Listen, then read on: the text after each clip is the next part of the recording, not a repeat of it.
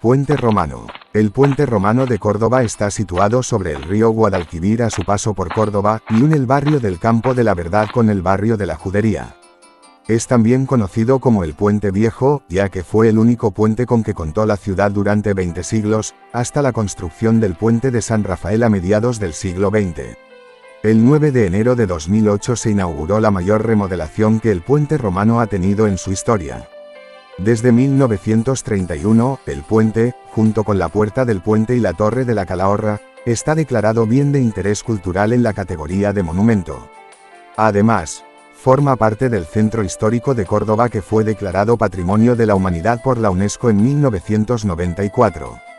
Historia. Aulo Hircio, soldado e historiador del general de la República Romana, escribe que el militar Julio César al llegar a la ciudad en el año 45 a.C. y tras la batalla de Munda, tuvo que atravesar el río creando un paso temporal con piedras. Esto no quiere decir que no hubiera otros puentes romanos cercanos. Pero este puente en la entrada sur de la ciudad no podría haber existido con anterioridad. Por lo tanto, se suele datar de tiempos del primer emperador Augusto 27 a.C., 14 después de Cristo, cuando Córdoba adquirió el título de colonia patricia y se amplió hacia el Guadalquivir. Alberga una longitud de unos 331 metros y está compuesto por 16 arcos, aunque originalmente tuvo 17.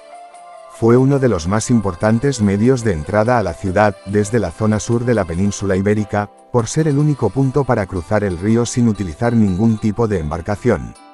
Probablemente la vía Augusta, que iba desde Roma hasta Cádiz, pasaba por él. A comienzos de la dominación musulmana, alrededor del año 720, es cuando encontramos referencias a la primera gran reconstrucción, por el valí al-Samh ibn Malik al-Kaulani. Encontramos en su extremo sur la torre defensiva de la Calahorra y en su extremo norte la puerta del puente. Esta última fue realizada por el arquitecto Hernán Ruiz II en 1572, llamada erróneamente por el pueblo cordobés como Arco del Triunfo, a pesar de que nunca tuvo esta función, sino que fue una de las puertas de la antigua muralla. En el centro del puente se encuentra el triunfo del San Rafael, el más antiguo de los triunfos, que data de 1651, obra del escultor Bernabé Gómez del Río.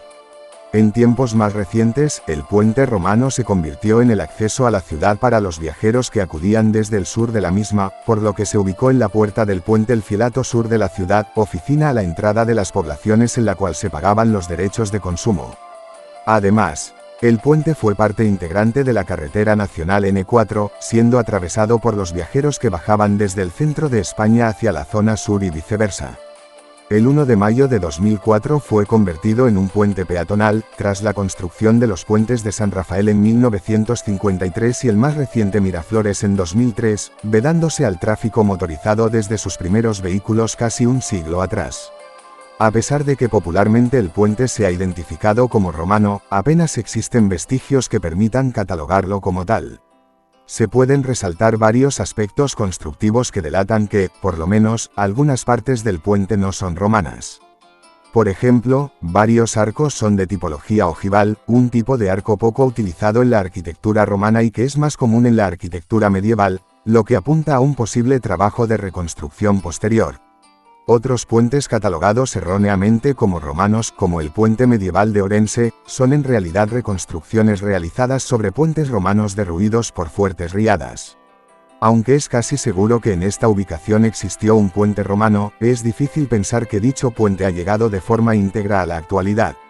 Dada la fuerza e intensidad de las crecidas del río Guadalquivir, cabe la posibilidad de que el puente original se perdiera hace siglos y que en este lugar se edificaran varias generaciones de puentes, aprovechando en mayor o menor grado parte de los anteriores, como ocurre en otros puentes como el de Orense, el de Zaragoza, el de Logroño o algunos tramos del de Mérida, de cuyas sucesivas reconstrucciones se conserva documentación. Siguiendo esta teoría, además del primero y del actual, se puede asegurar que existió otro puente en época andalusí de acuerdo con la documentación de labores de restauración y menciones bibliográficas que existen de esta época.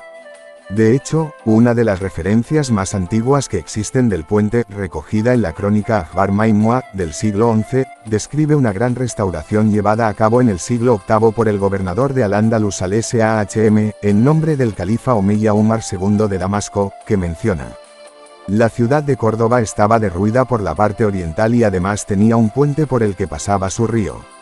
Hízole, al Samh al califa, una descripción de este y de sus avenidas exponiéndole la imposibilidad de vadearle durante todo el invierno. Dícese que Umar le mandó levantar el puente con la piedra del muro si no encontraba piedra. Este texto ya indica que el puente estaba destruido, o como mínimo, impracticable, cuando los musulmanes llegaron a la península ibérica, y que el valí al-Shahm levantó el puente utilizando sillares procedentes de las murallas. Manuel Durán Fuentes no lo incluye en su análisis sobre puentes romanos de Hispania, al no considerar que su fábrica actual sea romana. Igualmente Isaac Moreno Gallo defiende que no es correcto seguir catalogándolo como puente romano. Según análisis modernos de Ildefonso Hostos López, de época romana solo son visibles unos sillares, 4 hiladas, del estribo derecho bajo la torre de la Calahorra. Según este mismo autor, las obras realizadas en época de dominación musulmana, aunque mantuvieran en gran medida la traza y utilizaran los mismos materiales que la romana, seguramente cambiaron su fisonomía. Reformas. A lo largo de su historia ha sufrido numerosas reconstrucciones, principalmente una en la época califal, una después de la Reconquista y otra en 1927 para el paso de vehículos, calificada como muy negativa por el último restaurador. Estos arreglos fueron más de carácter estético que estructurales. De hecho, solo los arcos número 14 y número 15, comenzando a contar desde la puerta del puente, son originales. En 2006 fue cerrado al tránsito para realizar obras de conservación de la estructura, así como de remodelación, tanto interna como externa. Esta reforma del puente, con un presupuesto de 13,6 millones de euros, concluyó el 9 de enero de 2008 y fue dirigida por el arquitecto municipal pontanés Juan Cuenca Montilla. La restauración dio lugar a una gran polémica debido al carácter radical de la remodelación, especialmente por el granito rosa usado para la pavimentación. En esta remodelación se limpiaron los tajamares, se descubrieron los sillares originales, se sustituyó el adoquinado por un suelo liso de placas de granito a medio pulir, se sustituyeron las farolas decimonónicas por luminarias funcionales y se rehabilitó una hornacina existente dedicada a San Acisclo y Santa Victoria. Además, se recuperó el nivel del extremo norte del puente, enrasándolo con la puerta del puente y el paseo de la Ribera. La inauguración se llevó a cabo el 9 de enero de 2008 con la presencia del entonces presidente de la Junta de Andalucía Manuel Chávez y la alcaldesa de Córdoba Rosa Aguilar. Monumento de la Albolafia. El entorno del puente romano presenta una singularidad destacable por encontrarse enclavado en una pequeña reserva natural, llamada los Sotos de la Albolafia. En este lugar anidan muchas especies de aves, un total de 120 se conocen hasta ahora, algunas de ellas en peligro de extinción, lo que constituye un hecho sorprendente si se tiene en cuenta su pequeña extensión de poco más de 2 hectáreas. En su entorno se conservan varios molinos, entre los que destacan el también recientemente reformado Molino de San Antonio, así como el conocido Molino de la Albolafia, que es el que aparece en el escudo de la ciudad. Gracias por escucharme y os espero en el próximo podcast de Córdoba y su historia. Podcast editado por Rafael Gómez Ruiz y música de Enrique López López.